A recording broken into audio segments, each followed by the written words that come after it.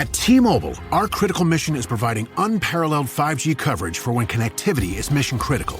Introducing T-Priority, America's best 5G network experience for first responders, even in times of congestion. More capacity, faster speeds, better coverage. T-Priority from T-Mobile, built for tomorrow's emergencies, ready today. Discover more at t-priority.com. For qualifying organizations on eligible rate plans, coverage not available in some areas and may be impacted by emergencies. Every Pokemon Episode Ever podcast is now on YouTube. Go on YouTube and search Every Pokemon Episode Ever podcast and click that subscribe button to never miss an episode.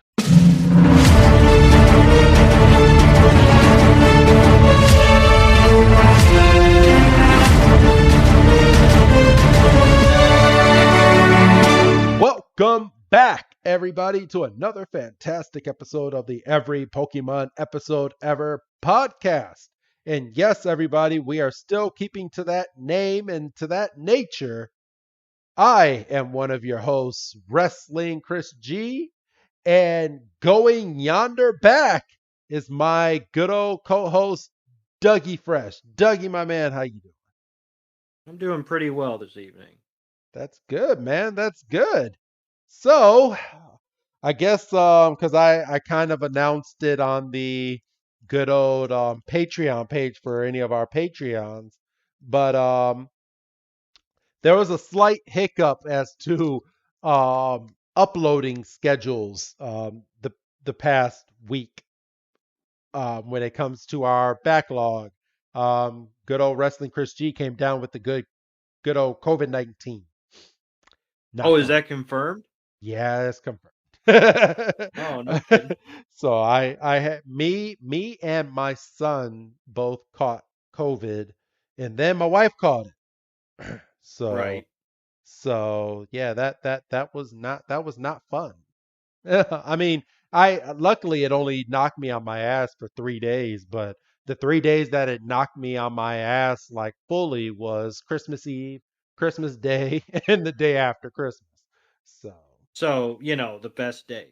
Yeah, the best days. And this was before my son started getting symptoms and getting all of that. But yeah, I missed my children opening their Christmas gifts this year, sadly, because COVID had knocked me out, and we went. So I'll give everyone a little brief story. So we went to my in-laws on Christmas Eve. So I woke up Christmas Eve, and I woke up perfectly fine. I woke up like any other day. And as the day progressed, I started catching a fever. And then my fever, at first it was 98, 98.8, I believe is what it was. And then I started feeling even sicker. Now I'm sitting at 99. About an hour later, I was at about 100. Then I got up to 101. And then I got up to a 102.6. And this was about 20 minutes prior to leaving to go to my in-laws. Now during this time frame, I'm not going to say, I mean, I told you off air, but I'm not going to throw this person under the rug. But I found out that a family member of mine had come down with COVID, and I had just seen this person earlier that week.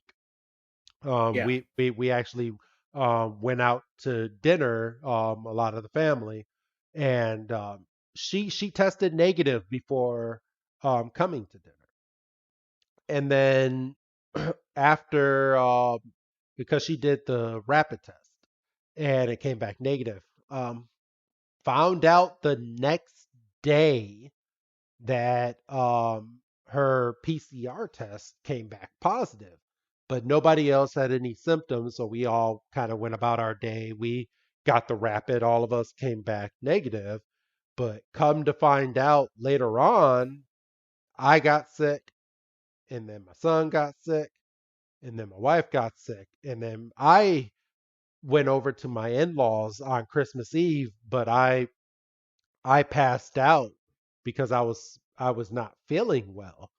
And so I went to the spare bedroom and I laid out, and I barely remember getting home early Christmas morning because all the kids opened up their gifts at midnight on Christmas Eve going into Christmas Day, and I was passed out. I missed my children opening up their gifts. I mean, luckily my wife took video of it, but man, it sucks Yeah.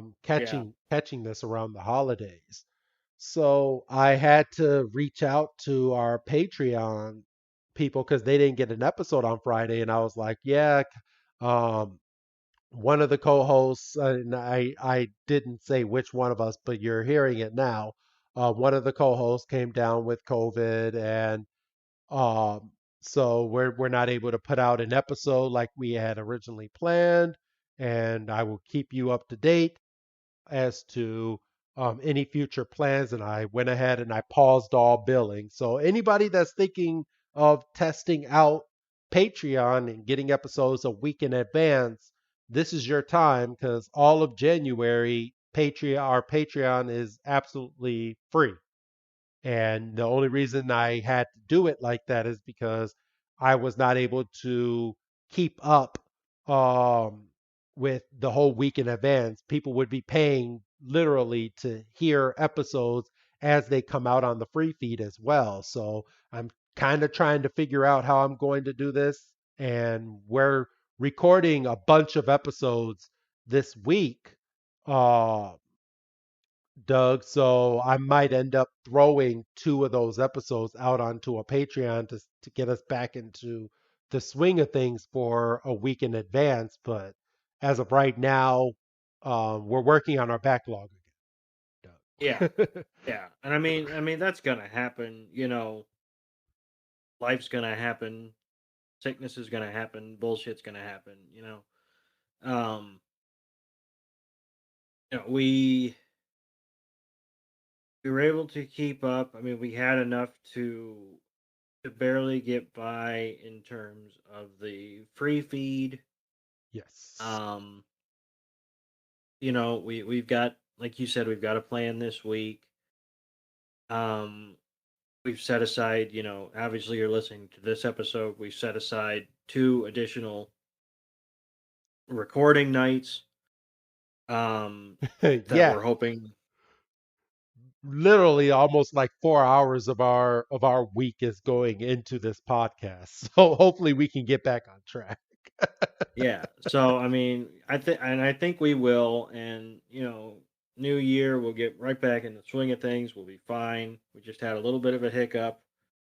Um, Yeah, I got all COVIDy.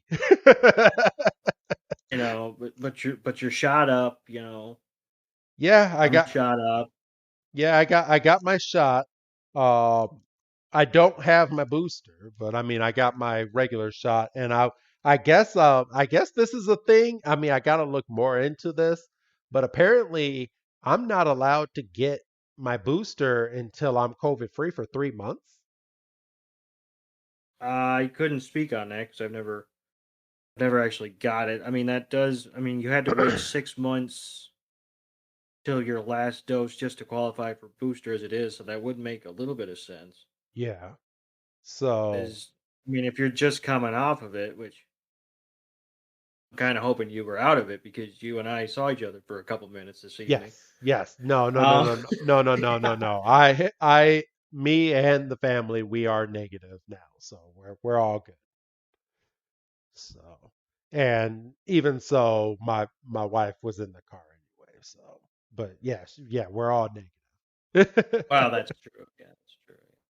So, but yeah, no, yeah, we had to test negative anyway because we were seeing some family members anyway, and we don't want to infect more of our family because a lot of our family has gotten COVID through this week, and it's funny because a lot of us weren't even gathering together. I don't even know how I even fucking got it. I'm gonna be completely honest.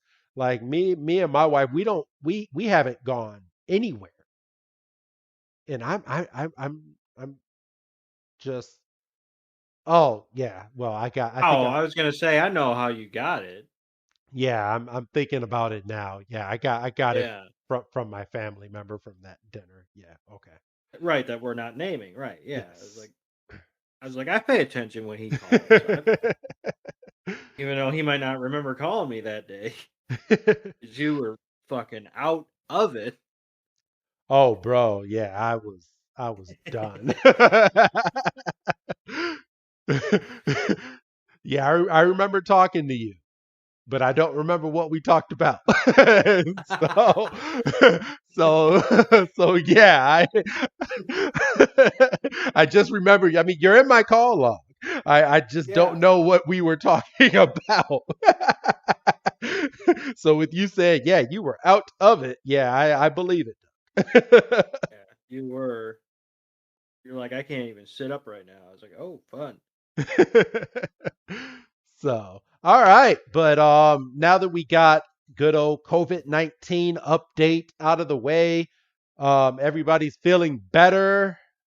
So, we're about to do this episode. Today's episode is episode number 72. Go West Young Meowth.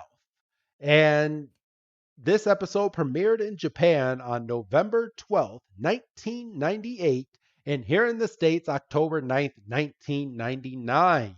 And Doug, my date this week is from 1986. So am I going first or are you going first this I'm going first because my date was from 1919. week?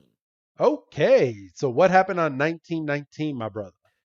So on this day, October 9th, 1919, we saw the final game of the 1919 World Series between the um, victorious Cincinnati Reds defeating at that point the Chicago Black Sox, and the series ended 5 games for Cincinnati to 3 games in Chicago's favor. And if you're thinking that shouldn't add up, you're right, because this was one of the years MLB was experimenting with a best of 9 format, which means you had to win 5 games instead of the 4 that we're familiar with today.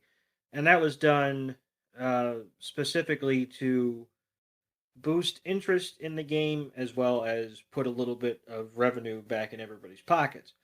Now, if the year 1919 and Black Sox sticks out to you, that's because this this World Series directly resulted in the Black Sox scandal, where it was found out that 8 members of the Chicago team collaborated in throwing the World Series um, to collect a payoff of unspecified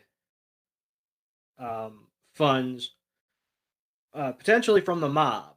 Um, Wait a minute. there's been So they threw the game so that they could have the predictions come correct so they can get a payout from the mob, which would give the people that were basically betting in the mob would become richer and they would then give money to the players that threw the game.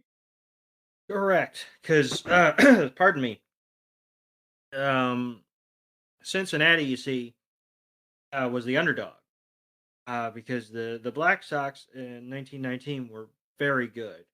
Um, Trying to get win total here. This is interesting.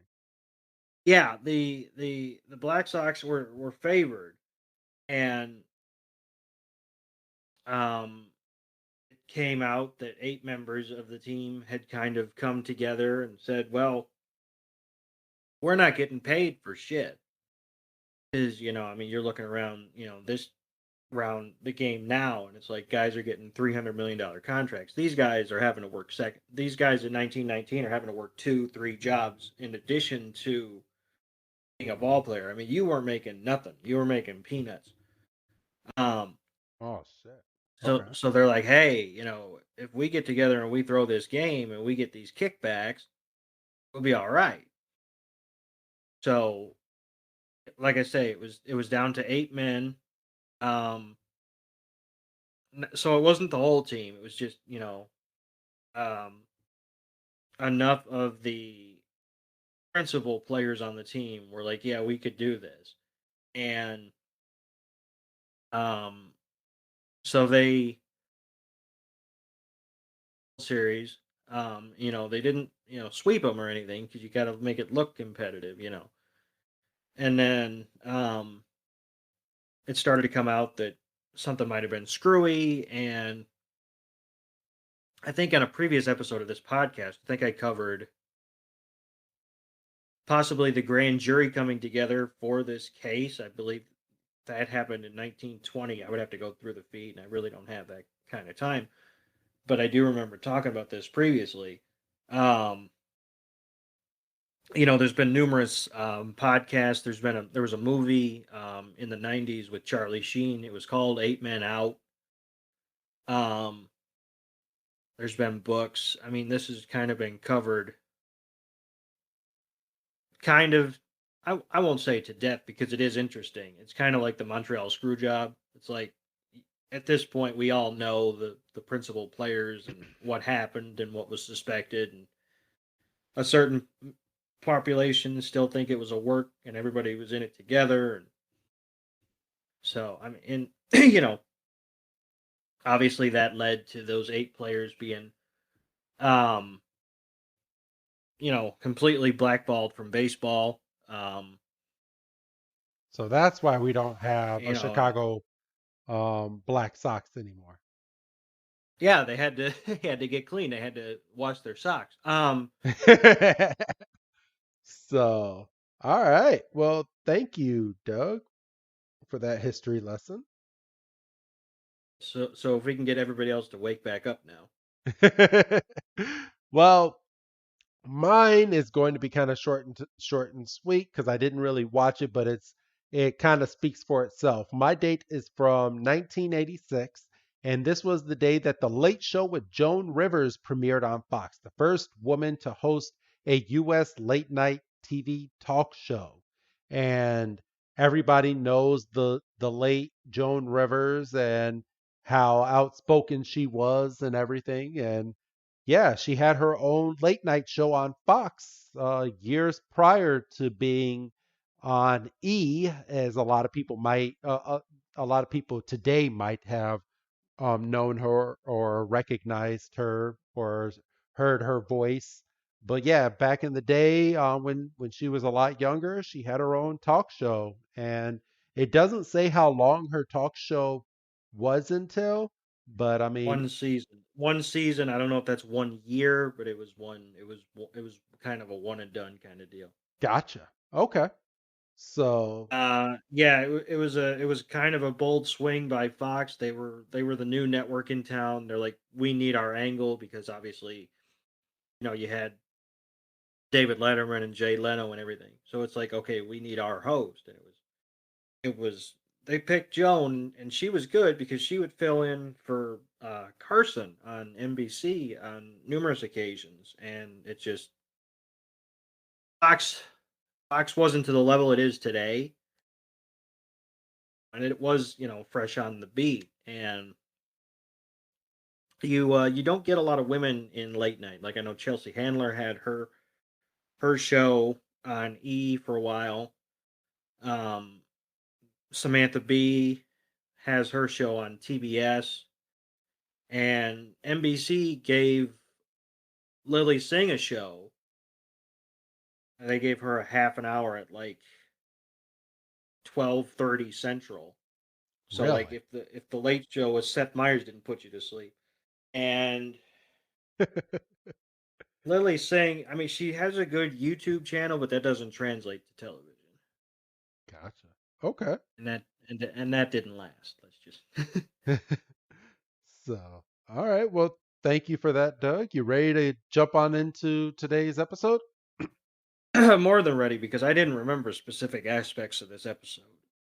Neither did I, but I mean, it is kind of eye-opening because we're essentially getting Meowth's backstory going into this episode. Yes, So, everybody loves a good origin story, whether it's Batman or Spider-Man or apparently Meowth. and Meowth apparently doesn't even remember certain parts and kind of makes up his own shit, I felt like. Yeah. But all right, let's see. So we start today's episode a little different than we normally would.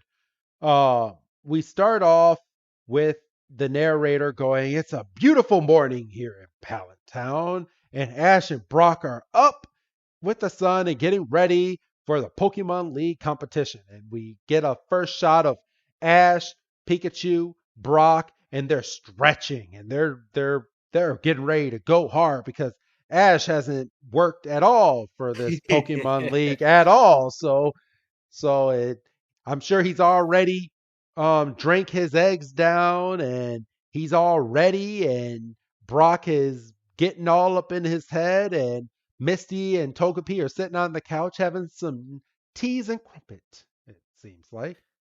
And Misty throws her little zinger. Says the only thing that gets a workout with these two is the remote control. Have you ever done that? Raw eggs. Raw eggs? No, I have not. I've never done that. I've seen it in movies like a ton, but I've never done it. Yeah, I don't think I'm ever going to do it either. I don't feel like it's good. I don't think it's good either. I mean, you even have the people joke about it when they drink down their eggs and they're like, "Ugh, ugh." And I'm sorry for people that are listening. Apologies to headphone listeners specifically.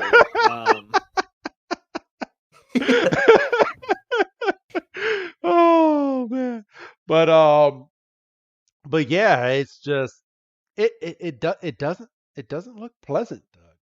I'm not. No, I don't think it is. I was just curious because you brought that up. You know, Doug. The next time I see you or the next time I have you over, if I do it with you, would you gulp down a thing of eggs raw? Absolutely, absolutely, You would. absolutely. All right, let's do that, Doug, and then we'll be able to give our listeners is it good or is it bad?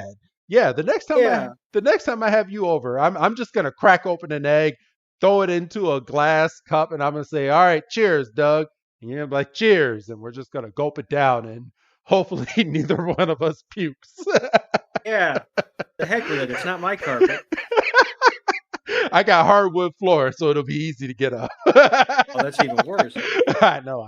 It'll get all up in the ew. You better not I puke. I can hear your wife right now, Douglas. You better not puke on the floors. She would too. All right, so Yeah, no.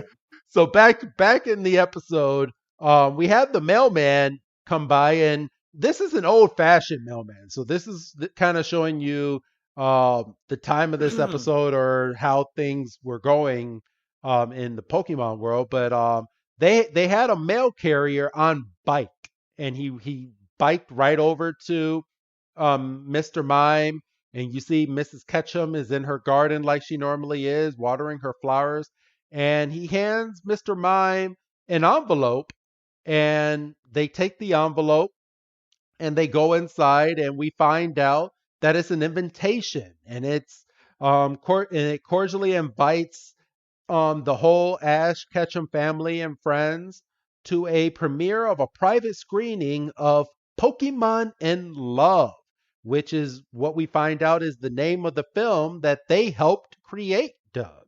Doug, your turn. Yeah, definitely did not remember this. This part I did not remember that. Our wonderful director from a couple episodes ago returned.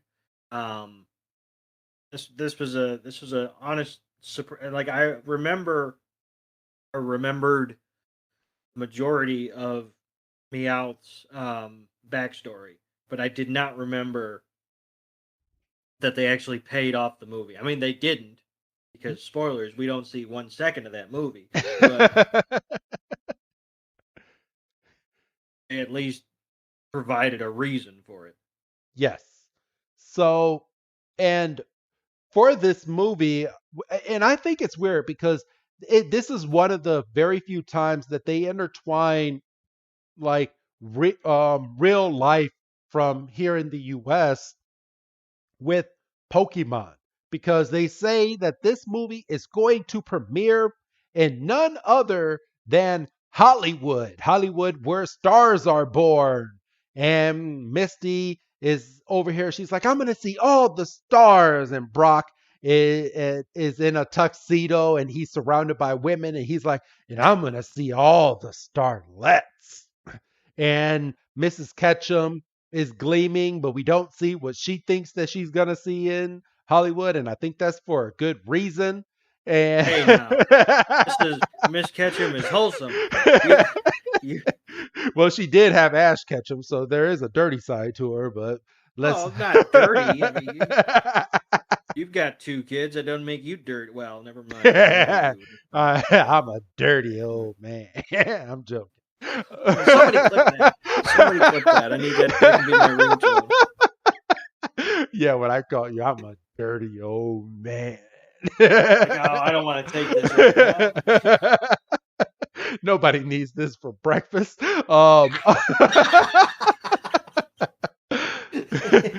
you had a nickel for every time you heard that. So as everybody is gleaming from ear to ear, Ash Ketchum is banging his head on the side of the couch, and he's like, you guys all go have fun. And then they all stop. He's like, I have to stay here and train for the Pokemon League. And then, without skipping a beat, Brock, Misty, and Mrs. Ketchum say, oh, yeah, that sucks. And then Ash is like, wait a minute, you guys aren't going to have any sympathy for me? And he's like, you know what? You guys talk me into it. I'm going to go with you. And of course, this is Ash's way of getting out of training once again for the Pokemon League. Doug. I don't know how we were supposed to root for him. He has had every opportunity to stay at home and train and get to know his Pokemon better. And dude, he's no joke. Did you even put 2 and 2 together when watching these episodes as kids that Ash Ketchum needed to train for the actual Pokemon League? Or were you watching these? Because myself, I'm like, okay, Ash has to win the fucking Pokemon League, right? Like, they got to pay it off. But, I mean, obviously, we've spoke on this numerous times. He doesn't fucking win the Pokemon League. And we were all shocked when he didn't win the fucking Pokemon League. But watching this as adults now, no fucking reason in the world should tell you that he's going to win this thing because he's not training at all. Like, if anything, he should have devoted a decent chunk of time to getting Charizard on his side. He didn't even do any nighttime training. You know how many times that we have watched these episodes in his fucking daytime, and you're telling me the boy has no school, so he couldn't be up at night with his goddamn Pokemon? I mean, for God's sakes, he has a damn Pikachu that can light up the whole sky, and he has a Charizard that even when Charizard's mad will fucking blow fire and you can see shit. Yeah, but then you get into the whole debate of using your Pokemon as tools, and then because he already uses freaking Bulbasaur as a pulley system anyway. So, all right. Let's see. Let's go ahead and go on to this next scene, and it's your favorite trio, Doug, just in the wrong part of the series. Yeah, well, yeah, we're not at the right season right now. But Team Rocket is sitting on top of ladders in front of a billboard for Pokemon in Love, talking about how come we didn't get an invitation, and they're like, well, we don't really need an invitation. We were the stars, and they're all three lit up, and they said, "Well, we're just gonna show up," and then they're like, "Yeah, we'll show up, and we'll get thrown down or thrown out." And Jesse's, pardon me, Jesse and James are literally starry eyed, and they're just thinking of all they can do, and Meowth is kind of looking crestfallen, and he's like, honestly, we're about to go back to a place I'd rather forget. And it's like, that's foreshadowing. And then we get the title card. And Yeah, we are 3 minutes in and we haven't even gotten the title card yet, Doug. yeah, and then, after we get the title card, we are thrown right into Meowth's origin. Like, completely. Like, the next shot we see after the title card is a young Meowth sitting in a bucket of newspaper. Just kind of sad. It's extremely sad. And we um we get shots of him just sitting there meowing, and he had no family, no home, and we see him sitting in an alley, avoiding the rain, and he says my stomach was as empty as my heart.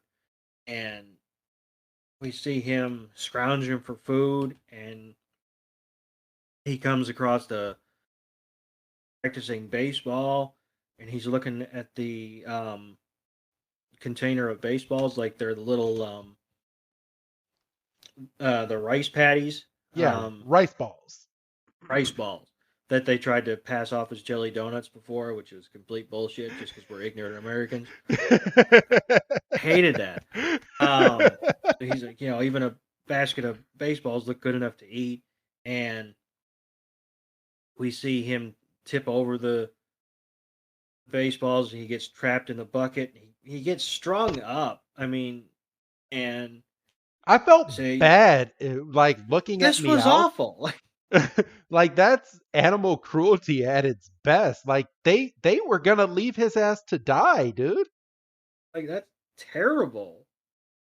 Like, and Meowth is screaming, and you deserve it, and he's just up there. He said he had to cry himself to sleep, and he he's woken up by a movie, like a drive-in style movie, except they're all sitting on the grass, and they got a projector um pinned across some wires. And it's a special outdoor screening, and we see that Meowth is immediately transfixed with the images on the screen. And we see that the young starlet in the movie has her pet Meowth, and we see that Meowth is licking ice cream and chowing on fried chicken. And right then and there, Meowth is bound and determined that's where he was going to get to find stardom, or potentially a fried chicken leg. Um, and he busts out of the ropes, and he's like, all this food and glamour was just waiting on me. So he pinned himself to a truck headed west, and he literally sees the light at the end of the tunnel. And that light transitions into our trio and Miss Ketchum hitting the town Hollywood style. This was funny. I mean, they hit the street, Doug, and you see Ash and Brock in tuxedos. Misty is in a nice pink dress, and then you see Mrs. Ketchum doing the Marilyn Monroe. I believe that's her name, right? Uh-huh. Marilyn Monroe pose in a white dress, standing over the street. What do you call those, Doug? Would it be like a sewer Like system that blows up? that was like a subway grate kind of thing. Yeah, and she's in a nice big dress that's being blown up in the back, and she's holding it down, but she's so happy just to be in New York City.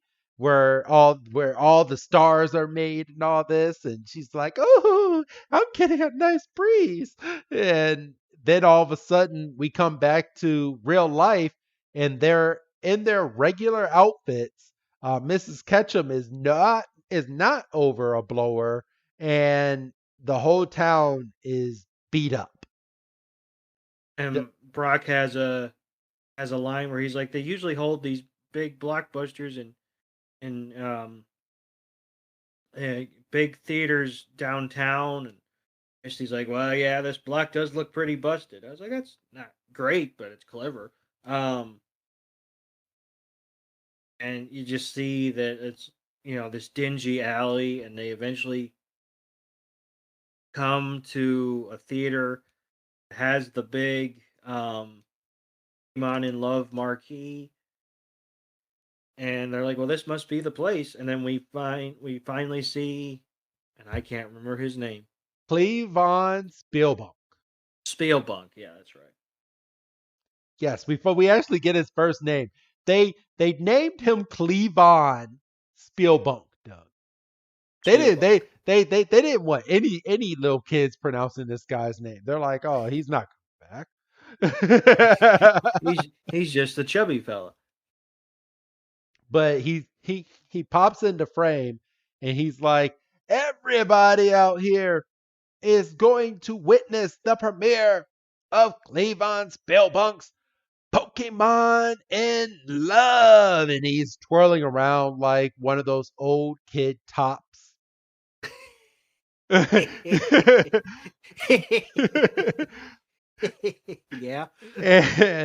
And then we go across the street. And it's funny because Team Rocket is standing behind a light post and they're not being hidden at all. They're just they're literally standing behind and they're looking across the street at our heroes, and Meowth comes up and he's like, "Man, this town sure ain't what it used to be." And what's up? Hanging out in a trench coat that he never wears. Just being all sorts of mysterious. And he's like, and the Team Rocket's like, Meowth, why didn't you ever mention that you've been to Hollywood? And he's like, there's a lot about me that you don't know. And he's like, yo, you guys go to the private screening. I'll be back before the movie starts. And then he just starts walking down the street. And I believe this is when Meowth starts going into another part of his story, Doug. Yeah, he's walking and he's got he's got an inner monologue, and he stops at a rundown hamburger and hot dog stand, and he's like, boy, this place has really fallen on hard times, much like me. And as we pan up, we see the sign when it was in brighter times, and see a big line out front, and then we hear a commotion, and we hear somebody say, "Get back here, you lousy Meowth!" And we see Meowth running out with a piece of chicken, a fried chicken leg in his mouth, and he gets absolutely wanged on the head with a frying pan. The fucking cook, he whammied that freaking Meowth and had enough nerve that even once the fried chicken hit the ground to chase this little Meowth. I was like, well, goddamn, what is he gonna do when he actually gets his hands on this Meowth? He's gonna be the Tuesday special. But yeah, so he's running down an alley, and you can tell he's sweating, and he trips, and all of a sudden we see about, let's see if I can count them. 1, 2, 3, 4, 5, 6 set of eyes, glowing red eyes, come out of the darkness, and group of Meowths and one Persian. And yes, the leader. And he makes a motion to one of the Meowths behind him, and he comes out with a fishbone. the classic comedy, head of a fish, tail of a fish, just bone. And it's kind of like for me, and the Persian's like yes, and he's chowing, and Meowth's got tears in his eyes because somebody has showed him a little bit of compassion, but it could also be the concussion because he did get wanged in the head with a frying pan. Um, You're so wrong for and that. he got fucking absolutely, that frying pan hit him square in the back of the head. How else am I supposed to? But then we cut back to that same snack shop, and we see the group of them running out of there now, and everybody's got something. And How did this owner not learn his lesson about fucking closing his damn door to and just have people push the door open? Because I'm sure these Pokemon, these Meowths aren't strong enough to open a damn door. I But don't know, they, that Pershing might be. yeah, probably. Well, I kind of got this Persian as like the head of a mob, and that these Meowths bring the food back to to that Meowth, and these other Meowths get the scraps. Oh, that could be. Could be spot on with that one. Because I I mean, hadn't thought about it like that. Because I mean, let's be real. That Meowth didn't have a full fish when it was offered to Team Rocket's Meowth. It was just the head, and the rest of the body was already eaten off. It wasn't even a full fish. Yeah, you might be right. But as the group of them are running away from the shop again, he's like, "That's the first time I tasted fried chicken." And we see a montage of him with an ice cream cone Some and noodles. some noodles, and I mean, he's just he's high on the hog. And then we go back to present day, and he sees a shop whose windows are busted out and boarded up, and he says, it was good times, and he said, and then I met her, and the store flashes back to the past, and we see outside of like a. Well, don't skip by that part. I mean, I ain't you're skipping. I ain't skipping. I ain't skipping. I know you ain't. But there was a truck that drove by right in front of Meowth, and when the truck drove by, that's when we got the store from back in the day. So we transitioned with a car passing by, which was pretty neat. I thought that was pretty neat the way that they did that. Oh And yeah, that's a good shout. That's a good shout. and it's at this point that Meowth is still in his trench coat, and then they're panning close to the building, and you see a Meowth in a window, and this was the Meowth from afar that Meowth has fallen in love with. So I'll let you finish doing your scene, Doug. Yes, so we're back to past Meowth, and he's strolling along. He's got a full fish, it should be noted, in his mouth, and he's just strolling along. And he sees this beautiful Meowth. She's done up. She's got a nice collar on, and he's sitting in the windowsill, and he's like, "I got to go talk to this broad." He probably didn't say broad, but well, he might have. Um, he just runs across the street without doing nothing, and the big truck comes, and all of a sudden you hear horns, and you see the Meowth in the windowsill is scrunched up like she's avoiding contact, and she's shocked. And you see like this big, massive pileup, a couple of trucks and a car, and it's all smashed together. And Team Rocket's Meowth comes scrambling out and goes up to the highfalutin chick and tries to kind of nuzzle up and kind of, hey baby, what's a thing like you doing in a place like this, kind of thing. And he's got his best intentions, and she just turns her nose up at him, and She's too good for him, Doug. she's way too good. She thinks, oh, you're just a street meow, you know, you've got, you're nothing, you're just a commoner, a dime a dozen Meowth, and wants nothing to do with him. And this old woman with cocaine eyes, or as I've come to term them, Tony Khan eyes, um, comes up and just whacks him. He's getting hit in the head all over the place. Because this woman just unloads with him with her umbrella, and she's like, "Oh, Meowsy, I've got this diamond-studded Pokeball for you." And she kind of looks down at Meowth, who's recovering, and she's like, "See, she can provide for me. She's high class. What do you got? You got nothing. You're just a dirty street Meowth." And like that punches poor Meowth right in the gut. I felt so Which probably bad. would have been an improvement because he wouldn't have gotten hit in the head. For real. And he's like, how can I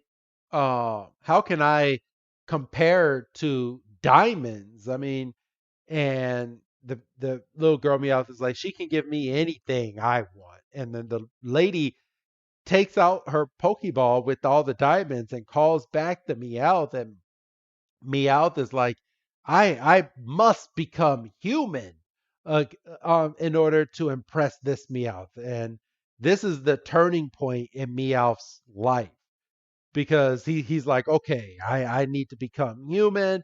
And we go through a few montages of Meowth trying to stand up on two legs.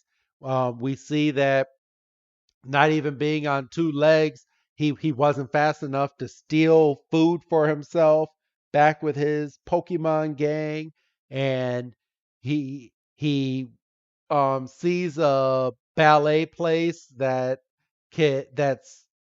helping him learn how to do ballet by balancing himself, and along with that, there's another section in there where they're teaching each other um, like how to speak English properly. She sells sea.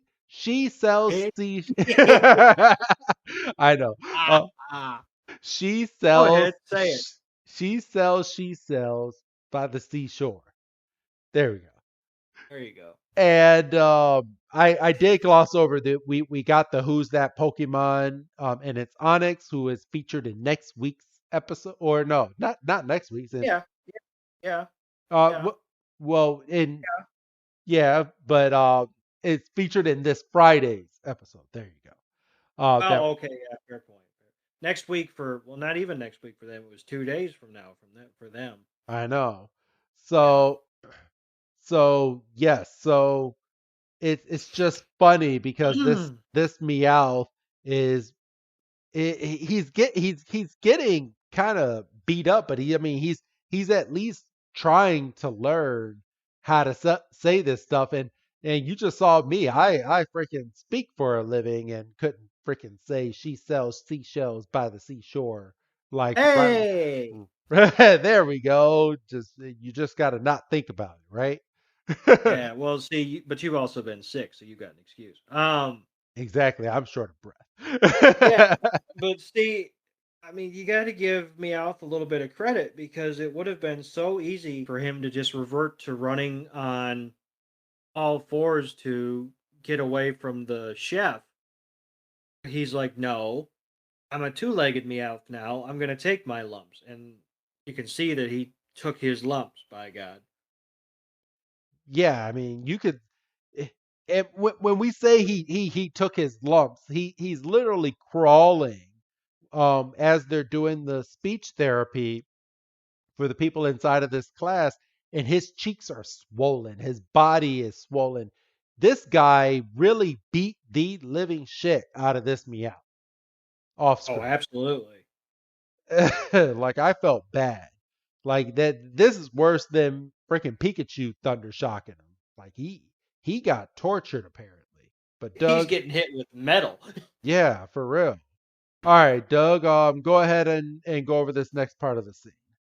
So yeah, he's up there in the rafters doing, meow meow meow meow meow meow meow, and fuck you, that was pretty good.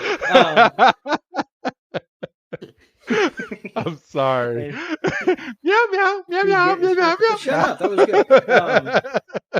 gets himself a little picture book, and it's R's for rocket and T's for tooth, and he's meow meow meow meow, and he's and you can I'm not doing it justice, but he's getting a little bit better, and we get a little bit of a musical number. This was kind of a sneaky music episode. It and was, not a but you can see that so much time has gone by. It looks like he was practicing this stuff for about a year because you get the leaves and the snow and the sun, and it's a nice montage. Oh, I didn't even catch the weather changing out the window. I was focusing on the lyrics.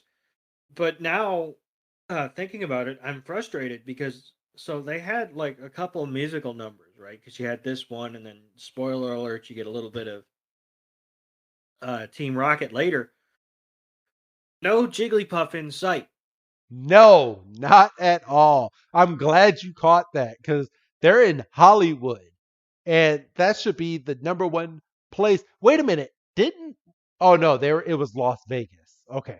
I'm like, wait a minute, didn't they visit Hollywood? But no, it was Las Vegas with all the drunks and the people that are sleepless nights. Yes. Okay, all right, you can continue, Doug. But yeah, so we see that Meowth spent many nights falling asleep on his picture book because he's so determined to get the language down, and we can see that he's not getting faster, so he's still getting a little bit beat up from this dude, but I don't know if it's the combination of possibly broken jaw or swollen cheeks or whatever, but he's getting the seashells down, and he hits it, and he's like, I'm talking. And we see him back at his picture book, and wouldn't you know it, he's on R, and R is for rocket, and he said R is for rocket, and he's like, I'll be damned if that wasn't the first word I learned, which is bullshit because we just saw him learn seashells. True. And for some reason H and M are on the same page, and he's like, H is for happy and M is for meowsy, and And then we get Jesse and James pop up in the book, and they're like, P is for prepare for trouble, and James is like, and D is for make it double. could you imagine if you're a kid watching this and you don't know your ABCs? So I mean, I don't know how young that would be, but you're just getting all this kind of information. Like you're getting P and D and Q and R mixed up and shit. Hi, John. Hey, Johnny, what does P stand for? P stands for prepare for trouble. Uh, uh, okay. It's kind of right. Stevie, what does D stand for? And that means make it double. What does P stand for again? It stands for p. Okay, no, we're done.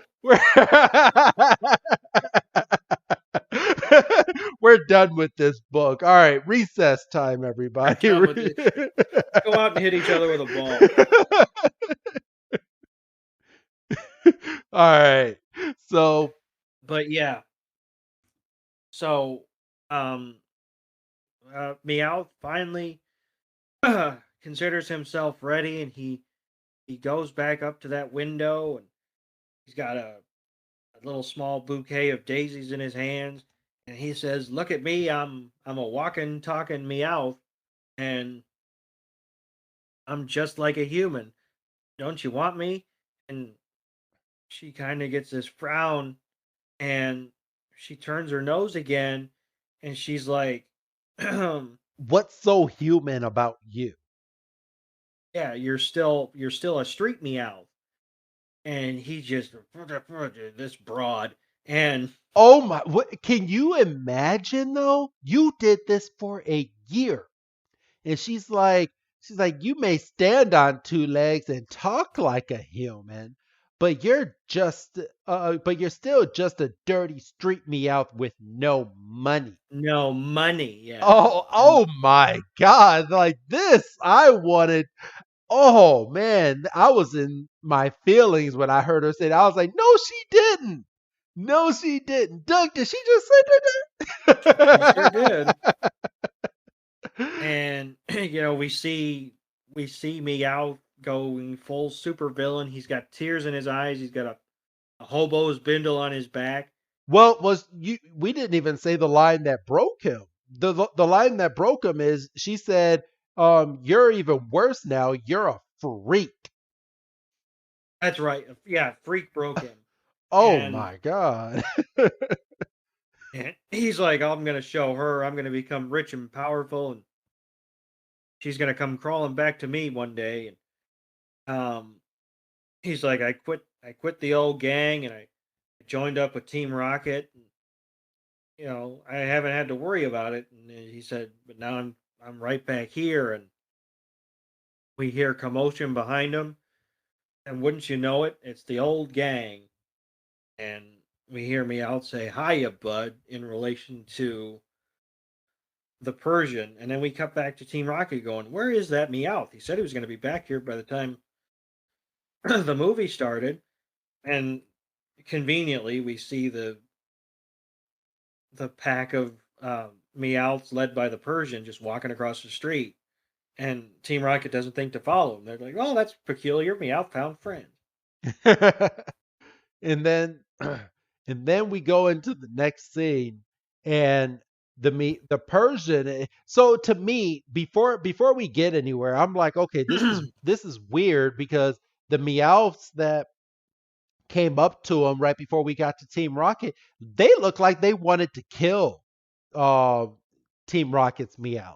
And when this Like, Persian came through, I'm like, oh God, Persian's mad. Persian's mad. He's like, I helped you, and you just left, and you didn't show us any appreciation. That's what I'm thinking in my head before walking into this next scene.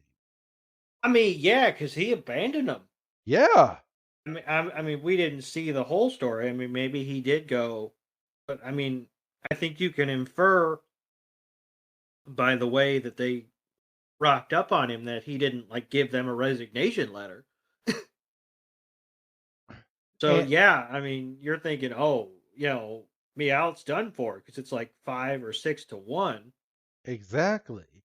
But then we find out they go back to their old alley, and Meowth is like, yeah, I'm a walking, talking Meowth now, and I could be very useful for this business now, can't I? And you see the Persian basically kind of bowing down to Team Rocket's Meowth, and he's like, sorry to disappoint you, pal, but I'm sticking with Team Rocket.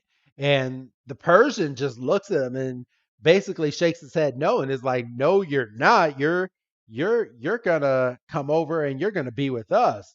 And Meowth goes, he's like, my mind is made up and you're not gonna change it.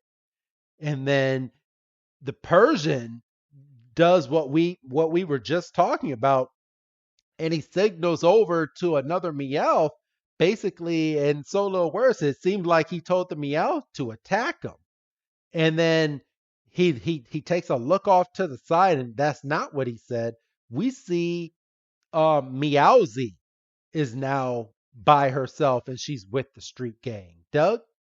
And we can see right off jump, she doesn't have her bows, she doesn't have her collar, and Meowth's like, well, that can't be.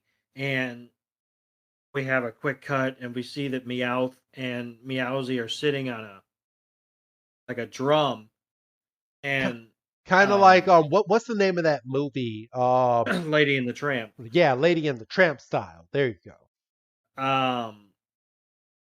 And basically, Meowth, for the benefit of the audience, is interpreting Meowsy's story.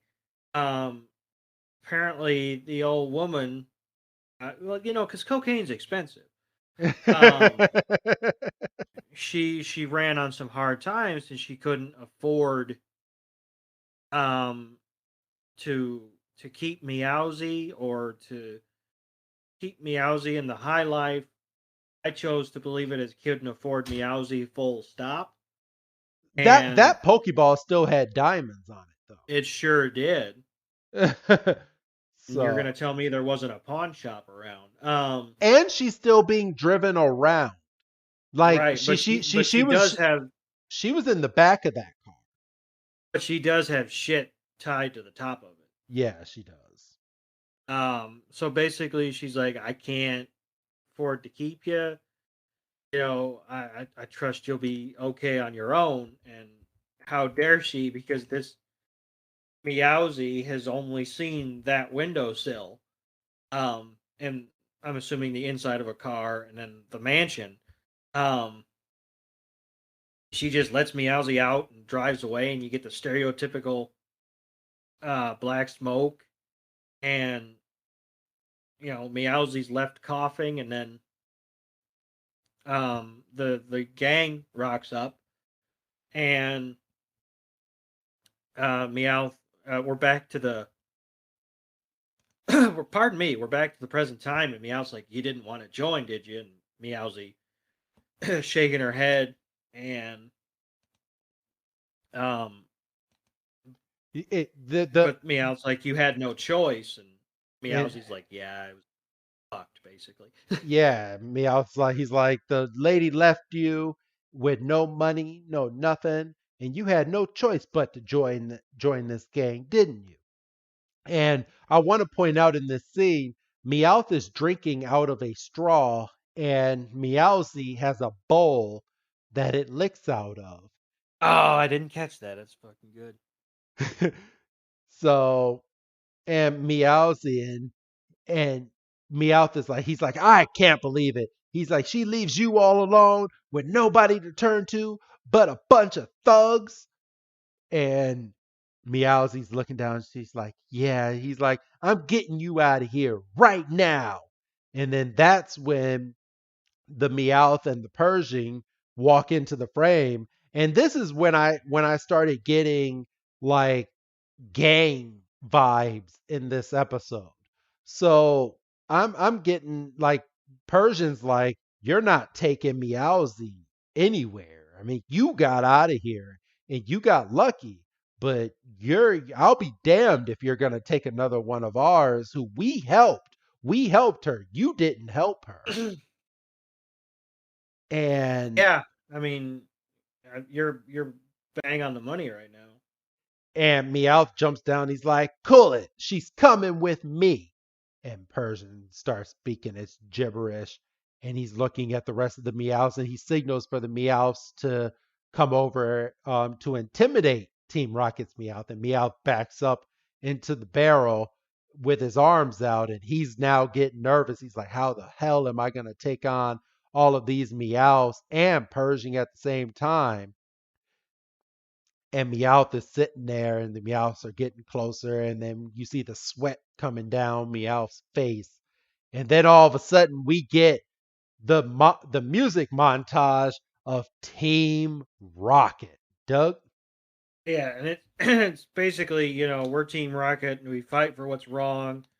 Um, we got tired of our motto, so we thought we'd try a song, which I thought was cute. Yeah. And we get, Jesse and James. Yeah, it's like Team Rocket to the rescue. And, it's like, I can't believe you actually came to rescue me. And Jesse's like, we might be mean and nasty, But we never turn our backs on a teammate in trouble. I was like, well, fucking A, you got Team Rocket coming through in the clutch. I know. He's like, as long as we're not exposed to any actual physical danger. Yeah, you'll have to consult our agent. And then they jump off of their Team Rocket background, whatever they were standing on, and they jump down, and the Meowths scatter. They just run away. He's like, we saw you with this scruffy looking gang, so we followed you here just in case. We can't let anything bad happen to our little buddy. And all the while, Meowth is in shock, and then Meowsie's like, "What the fuck? What the hell's going on here?" Which is gonna Yeah, what kind am of I getting myself into? play into this next part of the scene because I was still astounded at the end of this. And James is like, he's like, "We're more than teammates, Meowth. We're friends." And Meowth got all puffy eyed and he starts to cry. He's like, "It's so nice to have real friends." And Jesse's like, "We'll take care of this, gang. Arbok, go! Weezy, go!" James goes, and they send out their Pokemon, and they're ready to start battling because this might be the only thing of Pokemon that Team Rocket can actually battle against and maybe level up. And Weezing does Smog, and all the Meows start coughing. And they get out of this scene. And then we fast forward, Doug, and we get no play out to what was happening with Team Rocket, and we're on the roof of a building now with Pershing and Meowth. Doug? Yeah, and it's this big. The sun is setting, um, and it's this big like climactic scene, and Jesse and James are watching. Meowsie's watching. It's 1v1, and they go charging at each other, and they do the stereotypical like anime back and forth, and then they lunge, and it's the close up screaming shots, that kind of thing, and they cross once and nothing happens, and then they go at it again. They did the Lion King thing with Scar and Simba. Yeah, and they cross one more time when you hear the contact, and they both land, and they got their backs to each other, and they do the thing where it's like, okay, one of them's got to fall, and Meowth starts to stumble, and you think, oh shit, Persian was bigger, but we find out that Meowth was just given the old okey doke because Persian realizes, oh shit, I'm hurt, and he falls and he's done, and Meowth's like, ha, vindication, and Meowsy takes off running, and you think it's going to be this big, like, Casablanca moment. There's going to be a kiss at sunset, but it's not. What the fuck? Meowsy runs past Meowth, knocks him over, knocks him on his face, and she's just like comforting him and licking at his wound, and yeah, freaking, we find out Persian's been doing the whole business to Meowsy over here. And he he's like, Meowth's indignant. He's like, after all I've done for her, and through Meowth, we find out that Meowsy's saying, well, this Persian, took me in when I was down and out of my luck, and it wouldn't be right to leave him now, especially with him being hurt. And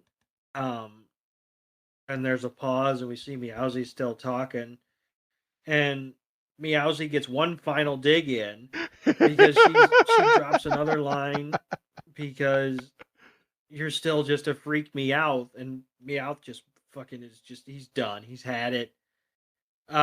He passes out, and Jesse has a great line of, well, at least you're our freak. And then we go into the movie theater where the premiere of Pokemon and Love are, and it's the end. It's over. Yes, it's over. There, it says the word end on there. The screen is closing. Ash, Misty, Brock, and Miss Ketchum, Togepi, and Pikachu, they're all clapping for this movie. And Spielbunk comes out. And he's like, well, what do you think? I have done it this time. I've given birth to new cinematic masterpiece. And Ash is like, well, I don't know if it's a masterpiece. And Brock's sitting here with I like Brock's face out of all of them because he's like, what the fuck did I just watch? This is the same guy that made my favorite movie. I know what you ate last Tuesday. It's Tuesday. And Ash is like, I didn't see us the whole movie. And Miss Ketchum speaks up and she's like, I think I saw a back shot of Pikachu and Togepi for a second. Only for a second. And Brock is in there. He's like, yeah, where was I? And Mr. Spielberg, he's like, we all must sacrifice for an art piece. My film is about Pokemon, so I left all of the cutting or all of you out of the cutting, but it hurt me to do it. And Ash is like, it hurt us even more. Even though they we weren't even in the movie. I know. Misty's pissed. She's like, I don't know why you invited us to come see this premiere if we're not in this goddamn movie. She's pissed. And Brock's like, yeah. He's like, well, I couldn't get any other movie stars to come. So I decided to invite all the little people. And we get dancing spotlights, and we hear in the rafters, well, you should have invited us. And it's Team Rocket making yet another grand entrance, and come dancing in with top hats and tuxes. This is the traditional entrance. Jesse James, and they kick Spielbunk off the stage. That must have made a pretty substantial thud. And Meowth comes cartwheeling in. Instead of saying Meowth, that's right, he says that's showbiz. And basically, they did all that, and you think, okay, we're going to have another big battle. And then you look down and you realize there's only 2 minutes left in the episode, which is basically over because they got to do Pikachu's jukebox.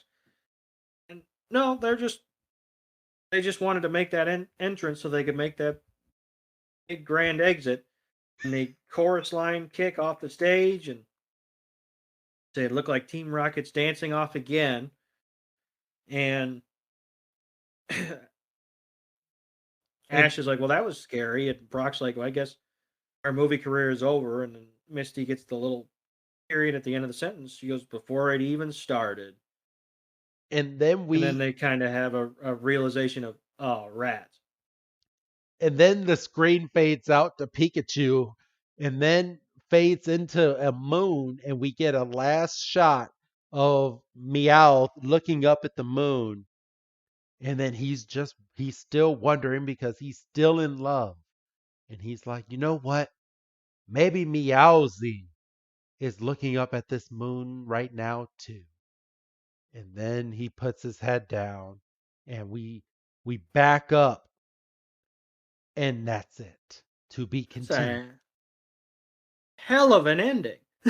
I know. Meowth tries his best to be good. Every time Meowth is trying to be good, he always gets slapped in the face. No wonder he joined fucking Team Rocket.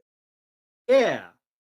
Like I actually felt bad for Meowth in this episode. He got up the courage to go back to Hollywood, finds his true love, and then finds out the leader of his old gang is now with his girl because he brought her in, even though Meowth. Oh my God! Like this just had me in my feelings. I'm like, man, I feel so bad for Meowth right now. But couldn't. Well, I was trying to think. Did Meowth get shit on here? I don't think so. No, he didn't really. Did it to him. I think Meowth did it to himself. Just a little bit. So, all right. So, Doug, what do you give this filler episode on your Duggo-meter? Because I think this was more of one of the higher, in my opinion, one of the more higher quality filler episodes that we have gotten so far. I mean, yeah, this was a 3.5. I mean, I would really struggle to give a filler episode a 4, honestly. Yeah, and I'm in the same boat. I'm going to give it a good 3.5 as well. So this was a good episode. I thoroughly enjoyed this. It was very good. So, All right. So, Doug, you know how we end these episodes now? You have a Pokemon pack on your end. Do you want me to go first or you want to go first? Um.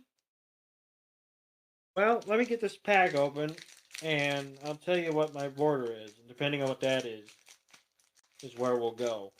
Okay. Which pack are you opening this week?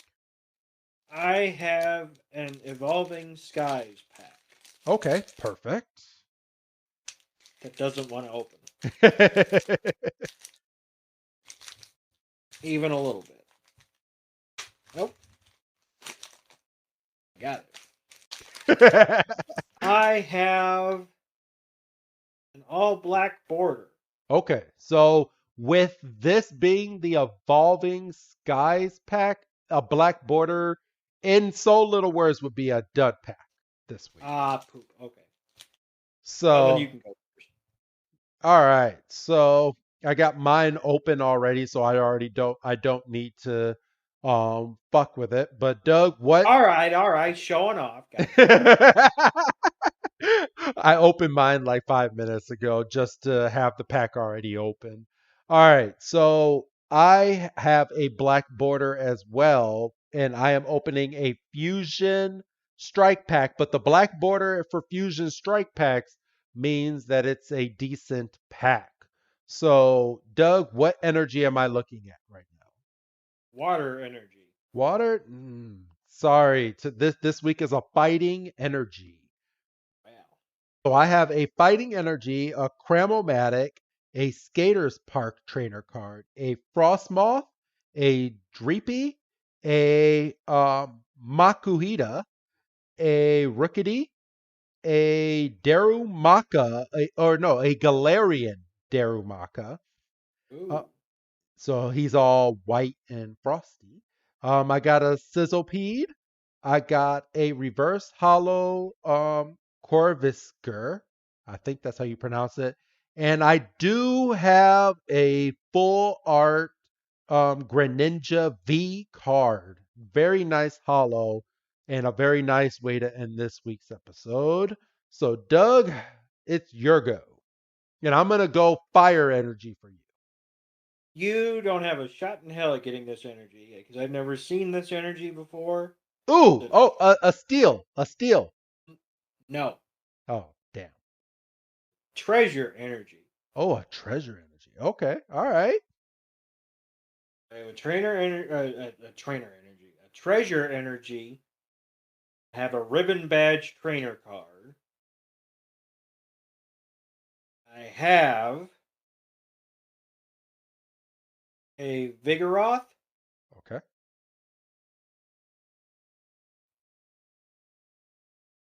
Pardon me. A son of a fucking bitch. Fighting energy. Okay.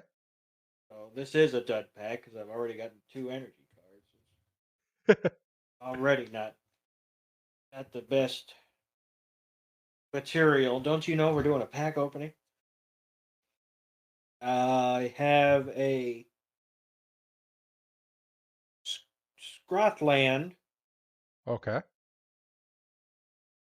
I have a fuck me. Freaking I Glow Trainer card. I don't think that's a card. Well, it is, and it's shiny. So what does that tell you? No, I was saying a fuck me card. Oh, I'm just I messing. don't know. With this pack, it might be All right. So, all right, you got a reverse hollow trader card, and what's the card after that? a Scroth. Okay. No, SLAA off. Uh, A Slack off. Slack off. Yes, yes, you are Gotcha. right. I have an MLGia. Okay. And your last card. Nope, I have 3 cards left. Oh, okay. I have a Corvana. I have a Urgemite. Okay. And the last card I have in my hand is a Nickit. Nick it. All right. Well, thank you, Doug. I don't want to be thanked for that card. That's not That is a fun pack. I'm not gonna lie. awful. So, First pack I've ever opened. so all right, everybody. Well, thank you for downloading this week's episode. If you're listening to this on the free feed, I've made the decision right now that this is the only episode that you are getting this week. And we will be back to 2 episodes per week starting next week. But it's a way for me to get Patreon back up to its premium. So right now, as it stands, everybody, Patreon is absolutely free on the page right now for the month of January. We are starting billing back up in February. If you want to hear this next episode in advance on Friday, go ahead and sign up to our Patreon page. Like I said, it is free. Otherwise, you will be waiting until next Tuesday to hear the Onyx episode. So the Master of Unexpected next Tuesday, and next Friday you will have the Ancient Puzzle of Pokemonopolis. And then you'll have Bad to the Bone. And then we will have our first special guest for All Fired Up, getting ready for the Pokemon League, everybody. So until then, I will either see you this Friday on the Patreon feed, or I will see you next Tuesday. Thank you for downloading this week's episode. Say goodbye, Doug. Goodbye, Doug. And this is Wrestling Chris G signing out. Have a good night.